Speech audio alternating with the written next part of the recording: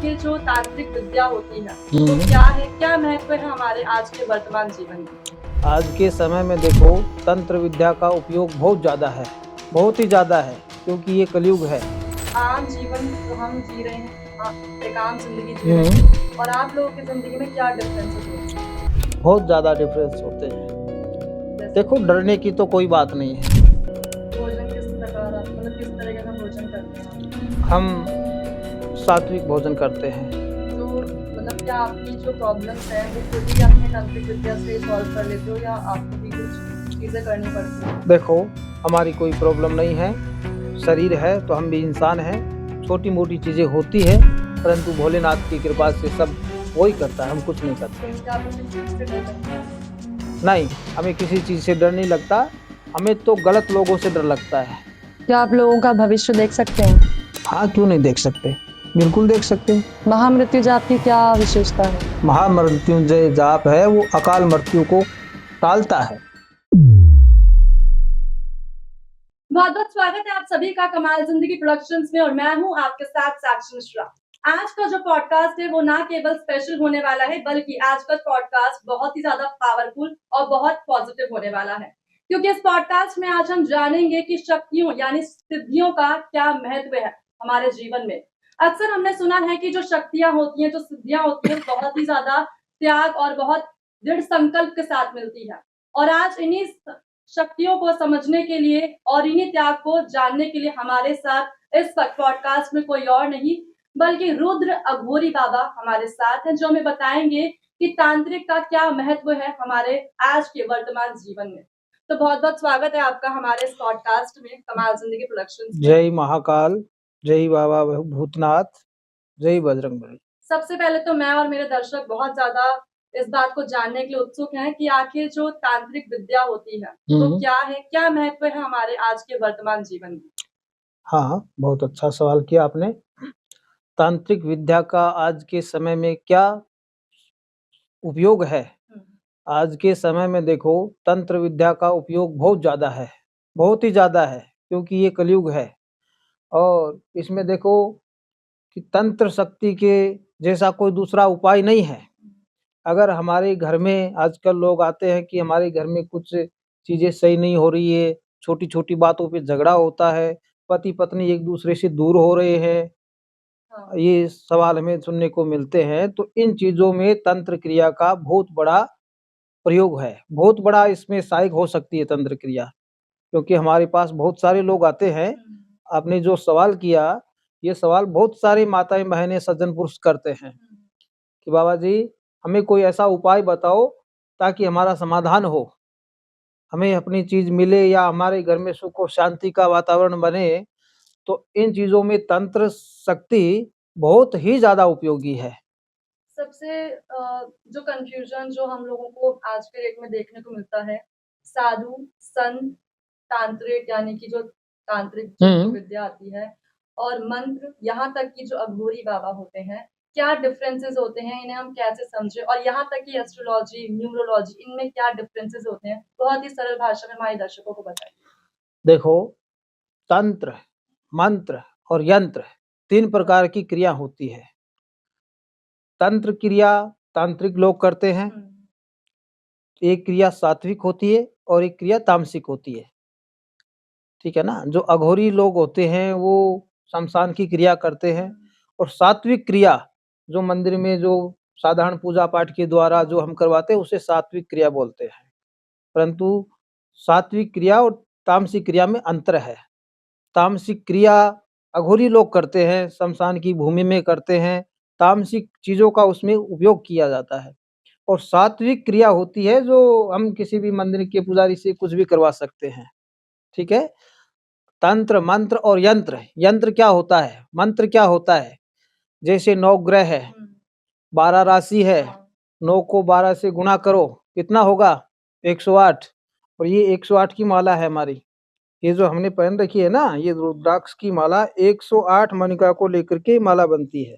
ठीक है ना? तो ये माला के द्वारा मंत्र का जाप किया जाता है, और मंत्रों के द्वारा सिद्धि को प्राप्त किया जा सकता है, शक्ति को प्राप्त किया जा सकता है, गुरु की आशीर्वाद को प्राप्त किया जा सकता है। ये हो गई मंत्र क्रिया। एक हो गया तंत्र क्रिया और दूसरा है मंत्र क्रिया और एक होता है यंत्र क्रिया। यंत्र क्रिया क्या होता है? जैसे हमारे पास बहुत सारे लोग आते हैं, बाबा जी हमारा ये काम नहीं बन रहा, ये काम नहीं बन रहा, हमने इतनी जगह काम किया फिर भी हमारा काम नहीं बना।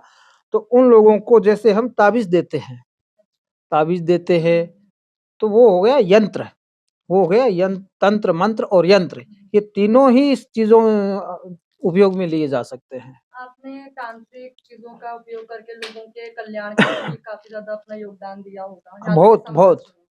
तो सबसे बड़ा चैलेंज, सबसे ज्यादा कठिनाई किस चीज में आई?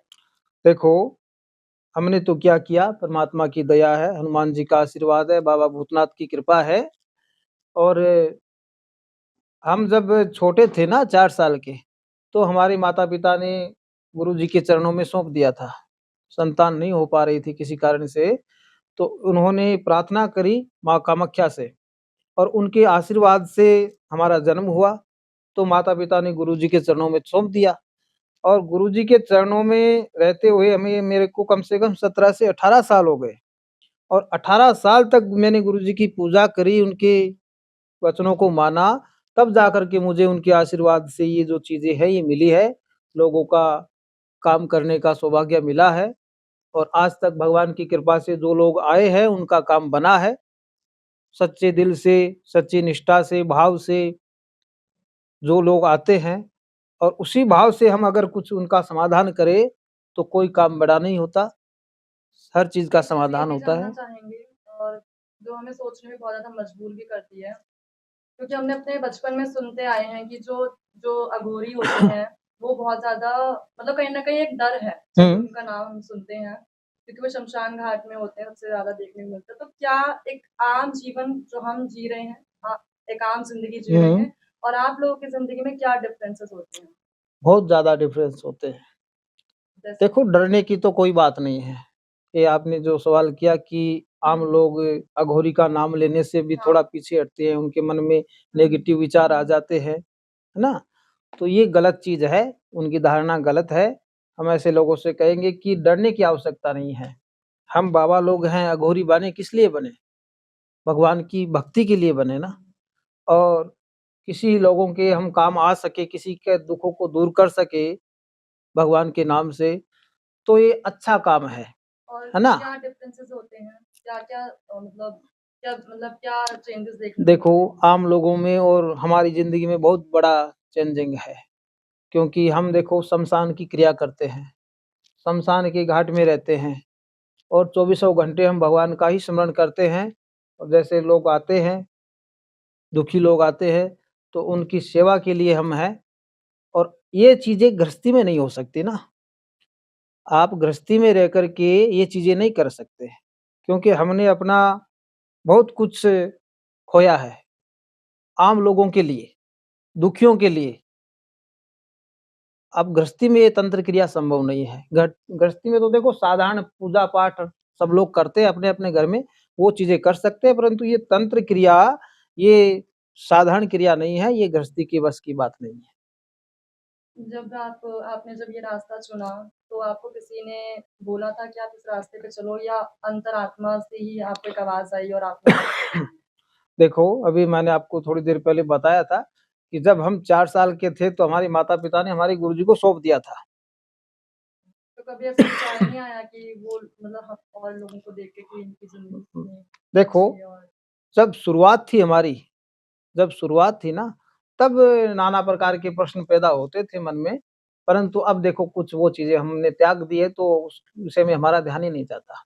हमारा बस एक ही काम है, भगवान की पूजा करना, भोलेनाथ के आशीर्वाद से जो लोग आते हैं उनका सहयोग करना और उनका काम करना, और उससे ज्यादा हमारे मन में कोई ख्याल नहीं आता। भोजन किस प्रकार आप, मतलब किस तरीके का भोजन करते हैं आप? देखो हम सात्विक भोजन करते हैं, जैसा जो मिल जाए वही हमारा भोजन है, हमें कोई किसी चीज की कामना नहीं है। जो आज का जो यूथ है, जो युवा पीढ़ी चल रही है इस टाइम पे, उन्हें मतलब कि जो ये तांत्रिक जो होते हैं, इनसे डरना चाहिए या फिर इनसे सावधान रहना चाहिए? देखो बहुत अच्छा सवाल किया आपने। आज के समय में तांत्रिक बाबा इन चीजों में सच्चाई बहुत कम है। लोग दिखावा बहुत ज़्यादा करते हैं। तो गलत लोगों से हमें डरना चाहिए, उन लोगों से सावधान रहना चाहिए। परंतु अगर सच्चा तांत्रिक है, सच्चा अघोरी है, सच्चा सन्यासी है, सच्चा बाबा है, उससे हमें डरने की आवश्यकता नहीं है। इसकी पहचान कैसे की जाए? उसकी पहचान तो देखो, जब हम कोई काम करवाते हैं, अभी पिछले दिनों एक बहन आई थी मेरे पास, उधर पूना साइड में से थी वो, तो वो भी आपने जो सवाल किया वही सवाल उसने किया कि बाबा जी हमने 2-3 बाबा लोगों से काम करवाया, परंतु काम हुआ नहीं, क्या करें? कैसे विश्वास करें आपके ऊपर? हाँ। ये सवाल उसने किया। तो भाई ऐसे लोगों से हम यही कहते हैं कि देखो, शुरुआत करो आप काम की, और अगर आपको पॉजिटिव चीज़ें हो जाती है, आपका परिणाम अच्छे से मिल जाता है, आपका काम बना हुआ काम बन जाता है, बिगड़ा हुआ काम, तो ही विश्वास करो। पहले तो कैसे विश्वास करोगे आप? जब आप हमारे से आएँगे, कोई काम करवाएँगे, हम काम करेंगे, उसका आपको परिणाम मिलेगा, तभी तो संतुष्टि होगी ना। लेकिन ऐसा भी तो देखने को मिल रहा है ना कि मतलब जितने भी लोग अब जो 90% जो चीज़ें हम देख रहे हैं, हुँ। उसमें सबसे ज़्यादा तो कह सकते हैं हम उन पे बिलीव कैसे करें? मतलब वही वही सवाल दोबारा मैं पूछना चाहूँगी। देखो, बिलीव, अगर आप कहीं जाते हो, किसी बाबा के पास, अघोरी के पास अपना कोई काम करवाते हो, क्योंकि आपके मन में श्रद्धा होती है कि शायद बाबा जी काम करेंगे, मन में विश्वास होता है तभी तो आप जाते हो ना। तो सबसे पहले वो बाबा जी सही है या नहीं है, वीडियो कॉल करो, आँखों से देखो, बाबा जी क्या कर रहे हैं, क्या काम कर रहे हैं, कितने लोगों का कर रहे हैं, जो हम देख पा रहे हैं वो चीज़ सामने है या नहीं भी है। इन चीज़ों को देखो और फिर विश्वास करो और फिर आगे बढ़ो, फिर अपना काम करवाओ, और 1% जब परिणाम मिल जाए तो फिर दूसरा काम आगे बढ़ाओ।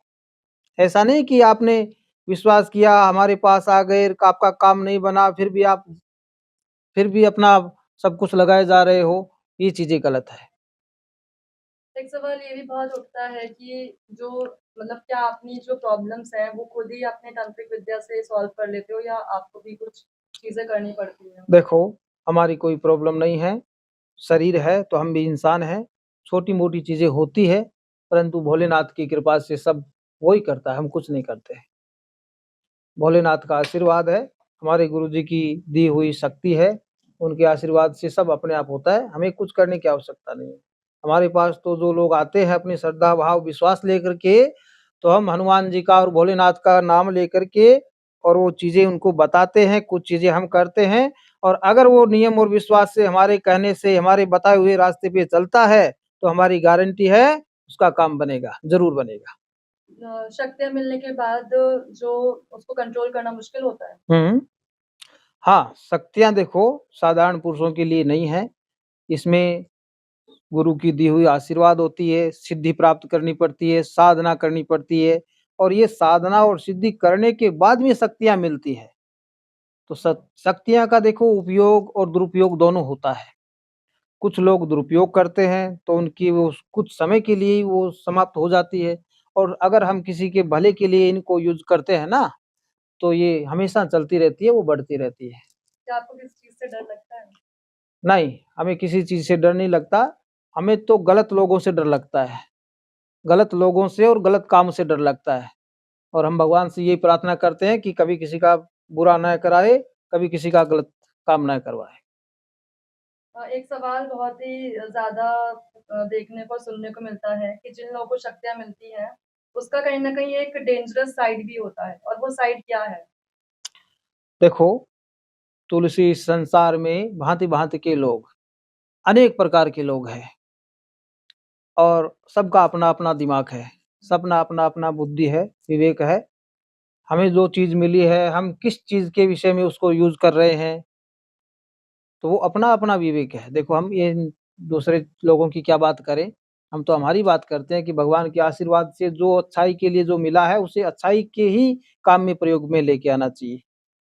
हम ऐसा करते हैं, हम दूसरों से भी यही बात कहते हैं। जैसे कि अभी आपने थोड़ी देर पहले बताया कि तंत्र, मंत्र और यंत्र का बहुत ही साधारण तरीके से आपने हमारे दर्शकों को समझाया। हुँ। लेकिन सवाल ये भी उठ रहे हैं कि लोग मंत्र पे यकीन करें या तंत्र पे, क्या डिफरेंसेस हैं? देखो, तंत्र और मंत्र दोनों ही क्रियाएँ हैं, दोनों ही अच्छी क्रियाएं हैं, परंतु तंत्र अलग चीज है और मंत्र अलग चीज है। मंत्र क्या होता है? जैसे आप घर में हनुमान चालीसा करते हैं, हाँ, गायत्री मंत्र का पाठ करते हैं, ओम नमः शिवाय का पाठ करते हैं, ये क्या है? मंत्र है। मंत्र है। ये मंत्र आप कर सकते हैं। परंतु तंत्र, तंत्र क्या होता है? तंत्र तो तांत्रिक क्रियाओं के द्वारा ही उसका उपयोग किया जा सकता है। तो लोग जैसे हम विश्वास किस पे तांत्रिक करते है, हैं? तो हम शमशान की भूमि में रह करके तांत्रिक क्रिया करते हैं, तो ये मंत्र करना आपके लिए आसान है, आप कर सकते हैं, मंत्रों का उच्चारण कर सकते हैं, और सब लोग करते हैं अपने अपने हाँ, नियम के अनुसार। परंतु तंत्र की क्रिया तांत्रिक ही कर सकता है, वो एक आम इंसान नहीं कर नहीं सकता। आम इंसान नहीं कर सकता। तंत्र की क्रिया तांत्रिक ही कर सकता है, आम इंसान के बस की बात नहीं है। हाँ, मंत्रों का उच्चारण आप कर सकते हैं, और करते भी है, लोग अपने अपने इष्ट को मानते हैं। कोई बजरंग बली को मानता, कोई महादेव को मानता, कोई विष्णु जी को मानता, तो अपने अपने इष्ट है उनका आप मंत्र का उच्चारण करो, अच्छी बात है। परंतु तंत्र जो है ना, वो तांत्रिक क्रियाएं तांत्रिक लोग ही कर पाते हैं, वही सक्षम होते हैं, क्योंकि उनके लिए सिद्धियां प्राप्त करनी पड़ती है, साधना करनी पड़ती है। कितने साल होता है? देखो, अपना अपना नियम अलग अलग होता है।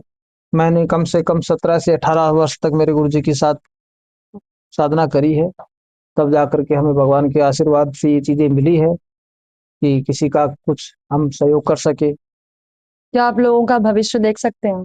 हाँ, क्यों नहीं देख सकते, बिल्कुल देख सकते हैं। बहुत से लोग आते हैं और पूछते हैं, सवाल करते हैं कि बाबा जी हमारा हाथ देखिए। कुछ लोग को जन्म की कुंडली भी भेजते हैं, ये देखिए हमारे घर में अनिष्ट क्यों हो रहा है, हमारा रिश्ता उसके साथ पहले से तय था, 4 साल से उसके साथ सब कुछ ठीक था, अभी 2 महीने से उसके साथ हमारा रिश्ता खत्म हो गया है, ऐसे सवाल करते हैं। तो उन चीजों के लिए आपने जो कहा ना भविष्य देख सकते हैं, तो उनका फोटो और नाम मंगाया जाता है, और फोटो और नाम और हाथों की जो रेखाएं है ना, उनको देख करके भी हम कुछ बता सकते हैं, कुछ नहीं बहुत कुछ बता सकते हैं। और अगर सामने वाले व्यक्ति के पास अपना जन्म का कुंडली है, तो उससे तो दूध का दूध और पानी का पानी सब कुछ हो जाता है। जैसे कि आपने भी बताया कि आप भविष्य देख सकते हैं, तो जब कोविड आया तो फिर आपने इसको रोका क्यों नहीं? क्योंकि आप तो भविष्य देख सकते हैं ना। देखो, भगवान श्री कृष्ण, युद्ध हुआ था ना, महाभारत का युद्ध हुआ था, भगवान श्री कृष्ण एक तरफ थे और कौरव एक तरफ थे। हाँ, भगवान चाहते तो उस युद्ध को रोक सकते थे हाँ ना, जरूर, क्यों नहीं रोका? क्योंकि वो विधि का वो विधान था। विधान था, विधान को कोई नहीं रोक सकता। यही आपके सवाल का जवाब है। नियति ही जो है वो तो है। देखो, होनी तो होके रहेगी, अनहोनी ना होए, जाको राखे साइया, मार सके ना कोई। जो चीजें होनी है वो होनी है, हम उसमें थोड़ा बदलाव कर सकते हैं। अब जैसे मान लो कि कोई व्यक्ति अनिष्ट कर रहा है, अकाल मृत्यु किसी की होने वाली है, हाँ, अकाल मृत्यु, ये एक्सीडेंट वगैरह आजकल हम देखते हैं ना, ये अकाल मृत्यु के विषय में होता है। अकाल मृत्यु अगर होने वाली है, और अगर आप नित्य नियम से भगवान का पाठ पूजा करते हैं और महामृत्युंजय मंत्र का पाठ करते हैं, तो वो अकाल मृत्यु टल जाती है, यही मेरा अगला सवाल था आपसे। ये टल जाती है। एक तो मान लीजिए एक्सीडेंट में किसी का मौत हो गया, और अगर हम पूजा पाठ करते हैं, उन चीजों में विश्वास करते हैं, तो छोटी सी चीज में वो चीज निकल जाती है, टल जाती है। महामृत्यु जाप की क्या विशेषता है? महामृत्युंजय, महामृत्युंजय जाप है, वो अकाल मृत्यु को टालता है। ओम होम जुन सहत्र्यंबकम यजामहि सुगंधिम पुष्टिवर्धनम उर्वारुकमिव बंधनात् मृत्युर्मोक्षीय मामृतातम।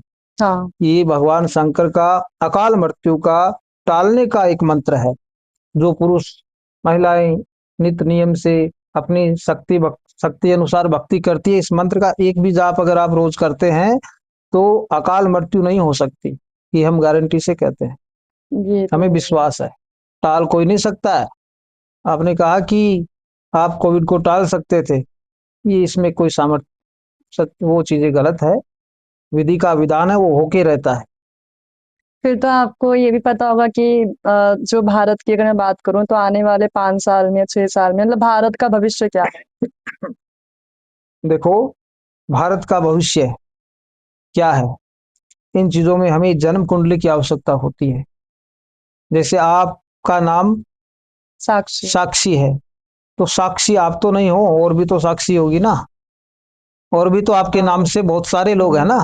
कुंभ राशि है ना आपका, हाँ तो कुंभ राशि के और भी तो व्यक्ति होंगे ना। हाँ।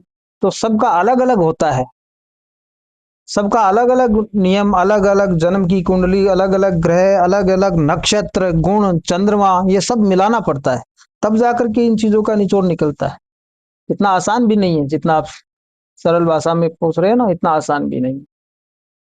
कुंभ राशि है, एक व्यक्ति कुंभ राशि का बहुत बड़ा है और एक व्यक्ति कुंभ राशि का बहुत छोटा है। राशि दोनों की एक ही है, हम्म। परंतु फिर भी दोनों में धरती और आसमान का अंतर है। ये क्यों है? एक ग्रह है, दशा और नक्षत्रों की वजह से है। ये सब चीजें पता चल सकती है, परंतु वो चीजें हमें देखनी पड़ती है। एक सवाल ये भी है कि जो आपने रुद्राक्ष और मतलब बहुत अलग अलग मालाएं पहनी हैं, इनकी क्या विशेषताएं अलग अलग, मतलब एक एक करके आप प्लीज बताइए। देखो, ये हमारे गुरुदेव का आशीर्वाद है। हमारे गुरुदेव रुद्राक्ष की माला हाँ। पहनते थे, और अभी हमने आपको बताया ना, 12 राशि और 9 ग्रह, हम्म। 12 और 9 को हम गुणा करते हैं तो 108 बनता है। ये 108 मनकों की माला है, ये सभी 108 मनकों की माला है। और भगवान का नाम हम पूजा पाठ करते हैं तो 108 मनकों की ये माला है, इसी से हम भगवान का नाम जाप करते हैं। जैसे रुद्राक्ष की बात करें तो रुद्राक्ष जो है वो भगवान शिव के आंसू हैं। हाँ, तो जैसे आपने कुछ तो एक रेड कलर का है, एक और कुछ ये हल्का। रुद्राक्ष सिद्ध की रुद्राक्ष है, ये कोई आम रुद्राक्ष नहीं है। ये जो बाजार में मिलने वाले साधारण चीजें नहीं है। ये हमने भगवान पशुपतिनाथ की मंदिर, हम गए थे नेपाल में, पशुपतिनाथ का हाँ। जो मंदिर है ना, वहां गए थे और वहां से हम ये चीजें लेके आए थे। ये सिद्ध किया हुआ चीजें हैं, ये वो साधारण चीजें नहीं।